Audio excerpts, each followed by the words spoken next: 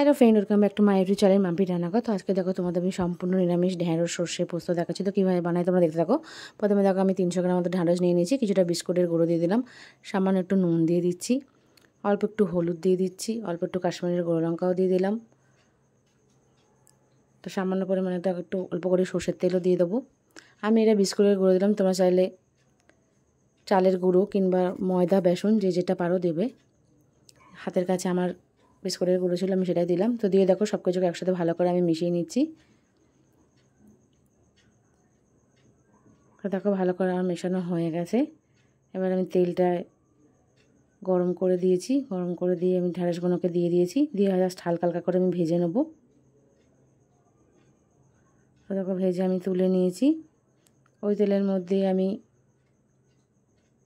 কালো জিরে ফোড়ন দিয়ে দিলাম, কিছুটা ঢেঁড়স তুলে নিয়ে পুরো ঢেঁড়সটা তুলে নিয়েছি। তুলে নিয়ে ওই তেলের মধ্যেই কালো জিরে দিয়ে দিলাম, অল্প একটু হলুদ দিয়ে দিচ্ছি, সামান্য পরিমাণে একটু নুন দিয়ে দিলাম,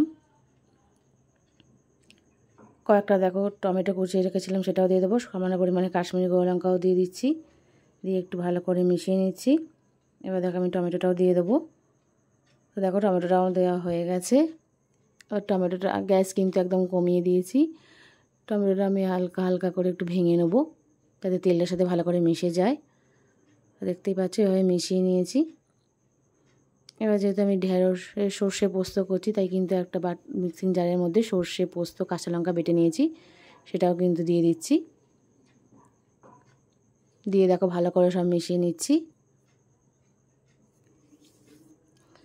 মশলার সাথে পোস্ত সর্ষেটা সব ভালো সাথে মিশিয়ে করে নিচ্ছি। নিয়ে দুটো দেখো কাঁচা লঙ্কা দিয়ে দিলাম। যে যেরকম ঝাল খাবে সেই ঝাল পরিমাণটা দেবে। আমার কয়েকটা কাঁচা লঙ্কা বাটা ছিল, কয়েকটা গোটা দিলাম। এবার দেখো ওই মিক্সি ধুয়ে যে জলটা, সেই জলটা আমি দিয়ে দিলাম। এতে খুব বেশি আমি জল দেবো না, কারণ খুব বেশি জল দিলে কিন্তু ঢেঁড়সগুলো ভেঙে গিয়ে কাদা কাদা হয়ে যাবে তরকারি, তাতে একদম খেতে ভালো লাগবে না, তাই খুব বেশি জল দিলাম না। তো দেখো অল্প একটু জল দিয়ে মিশিয়ে নিয়ে জাস্ট ঝোলটা ফুটে যেতে আমি ঢেঁড়সগুলোকেও দিয়ে দিচ্ছি। দিয়ে হালকা হাতে কিন্তু নেড়ে নিচ্ছি, নাহলে কিন্তু ঢেঁড়স খুব নরম ভেঙে যাবে। তো দেখো সামান্য পরিমাণে আমি একটু চিনি দিয়ে দিলাম স্বাদ মতো, আর অল্প একটু ধনেপাতা দিলাম। এটা তোমরা চাইলে দেবে, নাহলে নাও দিতে পারো। এই ঢেঁড়সের ধনেপাতাটা খুব আমার ভালো লাগে, তাই আমি একটু অল্প করে দিলাম।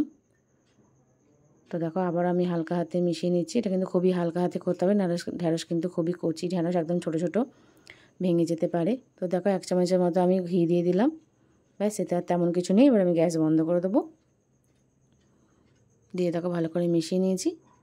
ব্যাস 2 মিনিট রেখে আমি গ্যাসটা বন্ধ করে দিচ্ছি।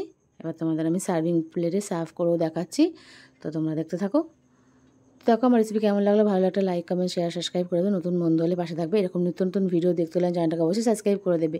ভিডিও দেখে ভালো লাগলে একটা কমেন্টে অবশ্যই জানাবে। তোমাদের কমেন্টের অপেক্ষা কিন্তু সবসময় থাকি।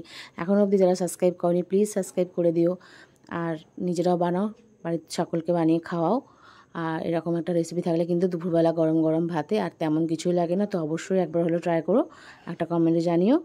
তো বানাও, খাও, খেতে থাকো। Thank you so much.